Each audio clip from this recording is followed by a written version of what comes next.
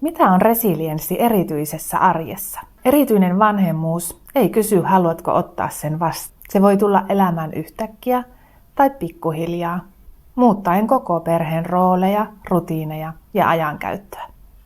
Se voi tuoda elämän täyteen huolta, mutta se myös antaa ja opettaa paljon. Erityisen arjen tasapainon löytyminen voi kuitenkin vaatia hieman työtä ja tietoisia valintoja. Erityinen arki tarvitsee yhdeksi työkalukseen resilienssiä. Resilienssi tarkoittaa ihmisen kykyä sopeutua stressaavaan kokemukseen tai muuhun kohtaamaansa tapahtumaan tai muutokseen. Se onkin muutosten ja haasteiden kanssa toimeen tulemista. Miten vanhempi voisi sitten vahvistaa perheen arjen resilienssiä?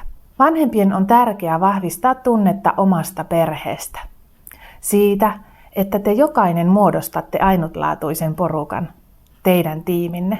Voit vahvistaa perheenne resilienssiä pitämällä huolta omasta hyvinvoinnistasi. Mikä on teidän perheen juttu, jota teette mielellänne yhdessä?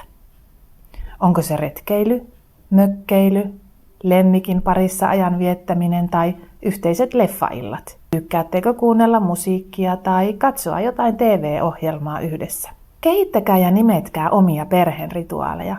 Ne voivat olla yhteisiä, tavallista arkista tekemistä, mutta erityisen arjen tiimellyksessä niitä ei välttämättä huomaa. Kun havaitsette jonkin tällaisen asian, jonka äärelle perheenne yhdessä mielellään kokoontuu, vahvistakaa sitä.